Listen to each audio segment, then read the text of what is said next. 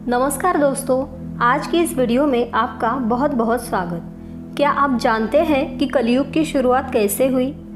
भारतीय संस्कृति सबसे प्राचीन है। सनातन धर्म विश्व का सबसे प्राचीन धर्म है। हमारे पुराणों में 4 युगों का वर्णन मिलता है: सतयुग, त्रेता युग, द्वापर युग और कलयुग। कलयुग को एक श्राप कहा जाता है। क्या आपको पता है कि इस पृथ्वी पर कलयुग कैसे आया और कैसे हुई थी पृथ्वी पर कलयुग की शुरुआत? चलिए आज हम आपको बताते हैं। हमारे शास्त्रों में सृष्टि के आरंभ से प्रलय काल तक की अवधि को 4 युगों में बांटा गया है।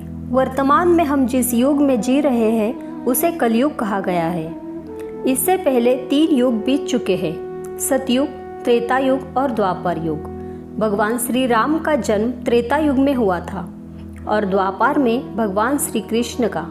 कलयुग के अंत में भगवान कल्कि अवतार लेंगे और संसार में फैले पाप और अन्याय के साम्राज्य का अंत करके पुनः धर्म की स्थापना करेंगे।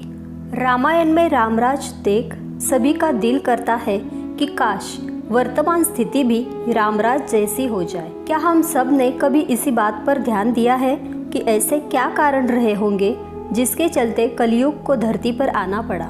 महान गणितज्ञ आर्यभट्ट ने अपने पुस्तक आर्यभट्टियम में इस बात का उल्लेख किया है कि जब वह 23 वर्ष के थे तब कलयुग का 3600 वर्ष चल रहा था।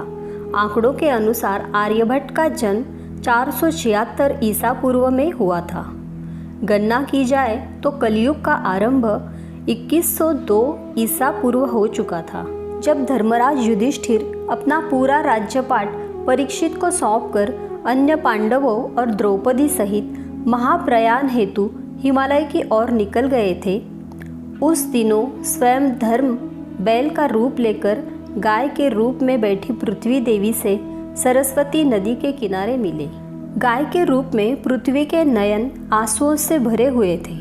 उनकी आंखों से लगातार अश्रु बह रहे थे। पृथ्वी को दुखी देख धर्मरूपी बैल ने उनसे उनकी परेशानी का कारण पूछा।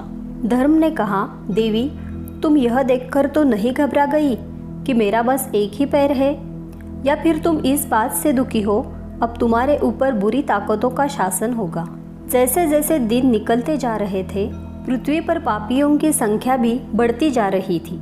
धर्म के सवाल का जवाब देते हुए पृथ्वी देवी बोली, हे धर्म, तुम तो सब कुछ जानते हो, ऐसे में मुझसे मेरे दुखों का कारण पूछने से क्या लाभ? सत्य, मित्रता, त्याग, दया, शास्त्र, विचार, ज्ञान, वैराग्य, ऐश्वर्य, निर्भीकता, कोमलता, धैर्य आदि के स्वामी भगवान श्री कृष्ण के अपने धाम चले जाने की वजह से कलयुग ने मुझ पर कब्जा कर लिया है। श्री कृष्ण के चरण कमल मुझ पर पड़ते थे, जिसकी वजह से मैं खुद को सौभाग्यशाली मानती थी, परंतु अब ऐसा नहीं है। अब मेरा सौभाग्य समाप्त हो चुका है। धर्म और पृथ्वी आपस में बातें ही कर रहे थे कि इतने में असुर रूपी कलयुग वहां आ पहुंचा और धर्म और पृथ्वी रूपी गाय और बैल को मारने लगा। धर्म के मार्ग पर ही चलकर इंसान सफलता पा सकता है। जो पाप करके सफलता प्राप्त करता है वो कुछ दिनों में चली जाती है। जहाँ पृथ्वी और धर्म वार्ता कर रहे थे, राजा परीक्षित उसी मार्ग से गुजर रहे थे। जब उन्होंने अपनी आंखों से यह दृश्य देखा तो वह कलयुग पर बहुत क्रोधित हुए। राजा परीक्षित ने कलयुग से कहा, दुष्ट पापी, तू कौन है और क्यों इस निरपराध गाय और बैल को मार रहा है? तू महाअपराधी है। तेरा अपराध क्षमा योग्य नहीं है, इसलिए तेरी मौत निश्चित है। राजा परीक्षित ने बैल के रूप में धर्म और पृथ्वी के रूप में गाय देवी को पहचान लिया था। हर पापी का विनाश करने के लिए ईश्वर ने किसी धर्मयुक्त इंसान को बनाया है।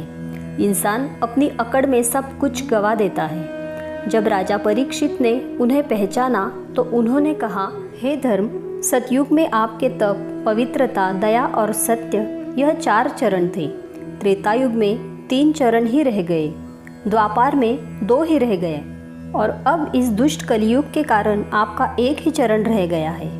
पृथ्वी देवी इस बात से दुखी है। इतना कहते हुए राजा परीक्षित ने अपनी तलवार निकाली और कलयुग को मारने के लिए आगे बढ़े।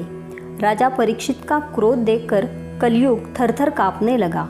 कलयुग अपनी राजश्री वेशभूषा को उतारकर राजा परीक्षित के चरणों में गिर गया और क्षमा याचना करने लगा। मानो तो गंगा है, न मानो तो बहता पानी। बहुत से लोग कलयुग को मजाक के रूप में मानते हैं। जब कलयुग राजा परीक्षित के पैरों में गिरा तो उन्होंने भी अपने शरण में आए कलयुग को मारना उचित नहीं समझा और उससे कहा कि कलयुग तुम मेरे शरण में आ गया है, इसलिए मैं तुझे जीवनदान दे रहा हूँ। किंतु अधर्म, पाप, झूठ, चोरी, कपट, दरिद्रता आदि अनेक द्रवों का मूल कारण केवल तू ही है। तुम मेरे राज्य से अभी निकल जा और फिर कभी लौटकर नहीं आना। कलयुग ने राजा परीक्षित की बात सुनकर कहा कि पूरी पृथ्वी पर आपका निवास है। पृथ्वी पर ऐसा कोई स्थान नहीं है जहां आपका राज नहीं हो। ऐसे में मुझे रहने के लिए आप स्थान प्रदान कीजिए। सनातन धर्म में यह रीत सदियों से चली आ रही है कि यदि कोई आपके चरणों में गिर के माफ़ी मांगे तो आप सामने वाले को माफ़ कर दे। कलयुग के यह कहने पर राजा परीक्षित ने काफ़ी सोच विचार कर कहा, असत्य, मद, काम और क्रोध का निवास जहाँ भी होता है, इन 4 स्थानों पर तुम रह सकते हो। परंतु इस पर कलयुग बोला, हे राजन, यह 4 स्थान मेरे रहने के लिए अपर्याप्त हैं, मुझे अन्य जगह भी प्रदान कीजिए। इस बात पर राजा परीक्षित ने कलयुग को रहने के लिए स्वर्ण के रूप में 5वां स्थान प्रदान किया। कलयुग इन स्थानों के मिल जाने पर प्रत्यक्ष रूप में तो वहाँ से चला गया, किंतु कुछ दूर जाने के बाद अदृश्य रूप में वापस आकर राजा परीक्षित के स्वर्ण मुकुट में निवास करने लगा और फिर इसी तरह से कलयुग का आगमन धरती पर हुआ। भाई भाई का दुश्मन, जमीन जायदाद के लिए खून खराबा, यह कलयुग का असली चेहरा है। मार्कंडेय पुराण में वर्णन मिलता है कि कलयुग के शासक मनमाड़े ढंग से जनता पर राज करेंगे, मनचाहे ढंग से उनसे लगान वसूल करेंगे। शासक अपने राज्य में धर्म की जगह डर और भय का प्रचार करेंगे। बड़ी संख्या में पलायन शुरू हो जाएगा।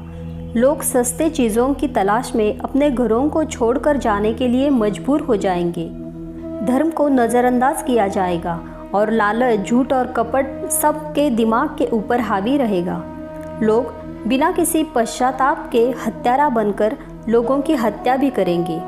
इंसान अपनी सोच से सब कुछ प्राप्त कर सकता है, लेकिन कलयुग में इंसान की सोच है वे बस लालच और वासना से पूर्ण है। इस समय कलयुग में संभोग ही जिंदगी की सबसे बड़ी ज़रूरत है। लोग बहुत जल्दी कसम खाएंगे और उसे तोड़ भी देंगे।